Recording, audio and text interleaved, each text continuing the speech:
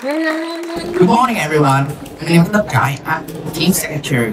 And here's me. She's the team leader. And Phúc, and we're team AQUAFINA. As we hold our presentation, we would like water flowing smoothly and being able to improvise like water can shape at any form. I want to ask you, in the audience, raise your hand if you remember last time you had 8 hours of sleep. Okay, so I see a lot of you guys don't have enough sleep, right? And do you know that a major reason behind this is because of the overwhelming amount of homework that we students are assigned each day.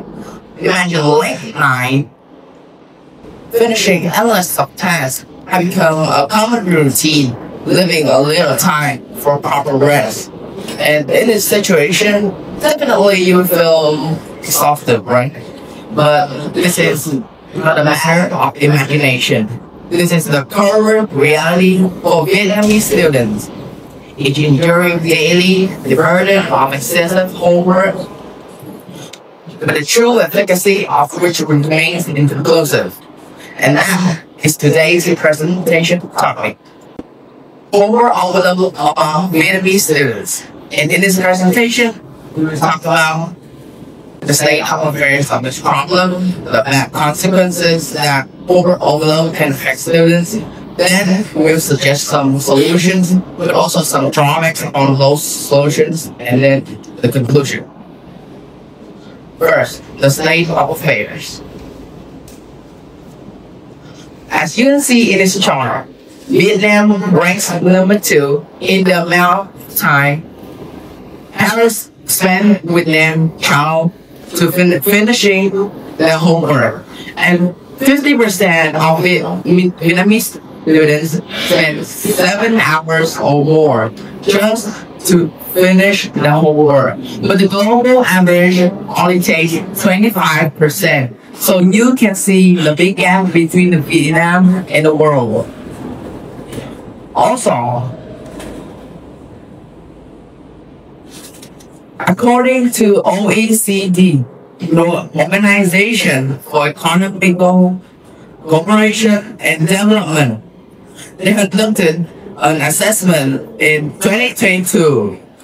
About 15-year-old Vietnamese students reported spending 2 hours a day just to finish the homework, but the world average is only 1.5 hours a day. So you can simply calculate it that Vietnamese students spend 25% more than the rest of the world.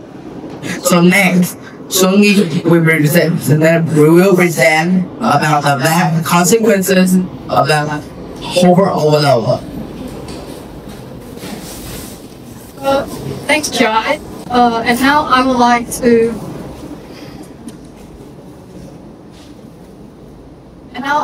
to discuss the consequences of homework overload in the Vietnamese educational system. First, let's examine this chart. This is a synthesis of stressors indicated by students in a privileged high-performing high school. As you can see here, the majority of students, or to be exact, 56% of them, indicated homework as a primary stressor. It was listed most often as a primary stressor, even more than test grades or parent expectations combined. So it is clear that homework is putting students under great stress and also detrimentally impacting their mental health. Among a study of 1,296 secondary students in Hanoi reported that the depression rate among students was 27%.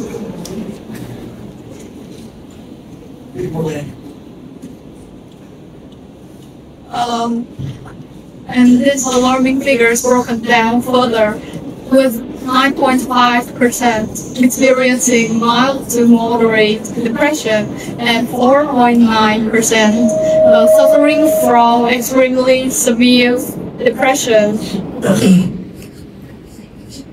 Additionally, a study conducted at Stanford University pointed out that students who spend excessive time on homework experience more stress, health problems, imbalance in life, and alienation from society.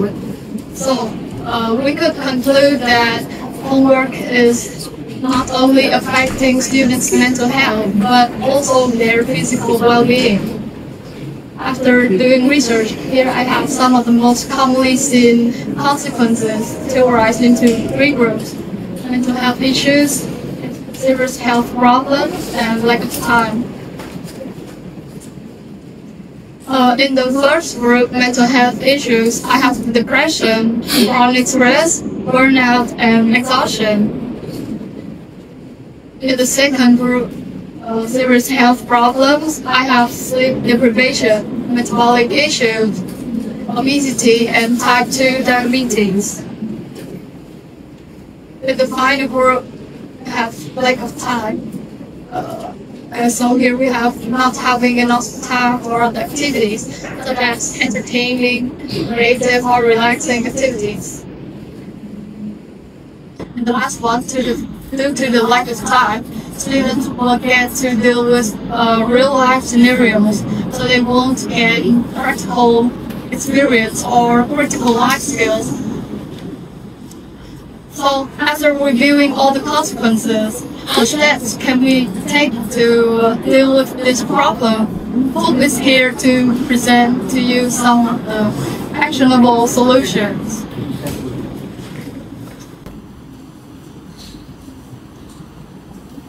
Thank you, Nghi. So, we believe that school should focus on the quality of the lessons over the quantity of homework. One key solution is to reduce the amount of homework given to students. Teachers should focus on making a lesson shorter but still meaningful, so students can still learn as much in less time. With this change, we believe that students will get more time to relax and spend time on their hobbies, which support their physical and mental health. Students will also focus more in class and have more quality time with their families. But there is one question: is it good to reduce homework? Although reducing homework has some advantages, we also have to look at the drawbacks. First, students get less academic practice. Second, homework helps build good habits, and without it, some students may develop lower self-discipline and lose their study routine. Some students learn the same.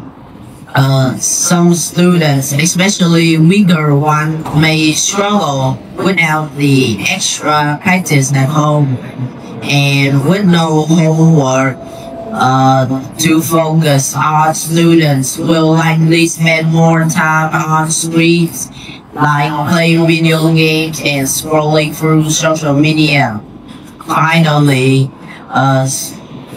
this will create a large learning gap.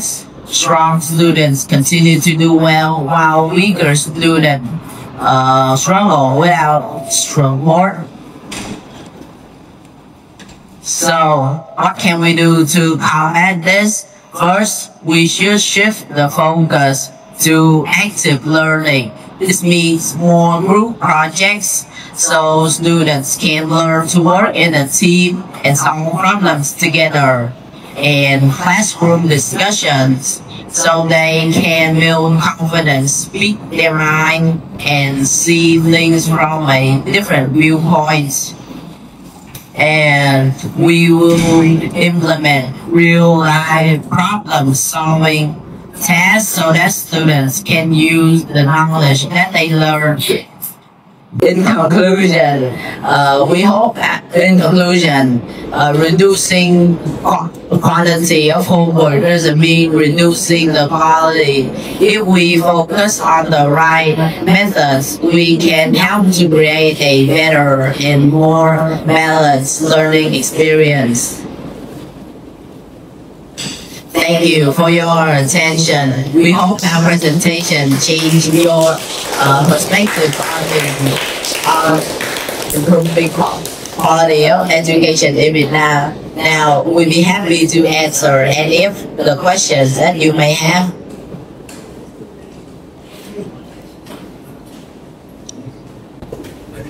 Okay, so I think I have a question for you. So first of all, congratulations on your performance. So you were the first group, right? But then you did a very good structure of a presentation. All right. So this is my question. So from the very beginning, you said that Vietnamese students do not have enough sleep, right? Because of homework, right? So and then that's why, so there are so many reasons why we should, let's say, prioritize the quality of the homework rather than the quantity. So do you think that it's the same thing? That's my question. Thanks for asking. That's a very interesting question. So, in our opinion, if we reduce the quantity of homework, then the tasks at school may seem to be more difficult, right? But here, when we reduce the quantity of homework to make the students learn better, lessons at school have to be more meaningful and effective, so that without a lot of homework, students can understand the lesson. So we will try to focus more on the lessons at school rather than giving students homework.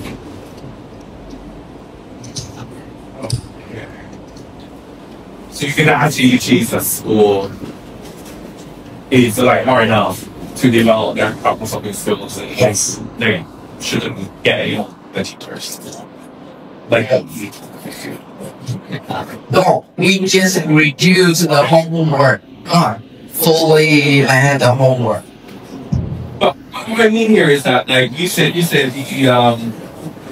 should receive homework that teaches students on how to improve their problem solving skills, right? And based on group project and stuff like that. So we have to bring all the project at home to do to finish it, right? I assume.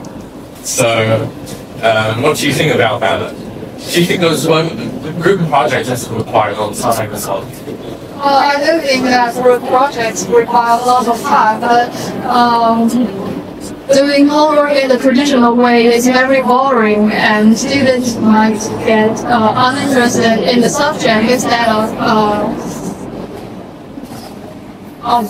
really interested in it, because they will have to work with their friends. They can improve their friendship and also enhance their critical thinking, as it is a more difficult problem than just writing down the formulas that they have memorized. Okay, thank you. Any question left? Thank you for your attention.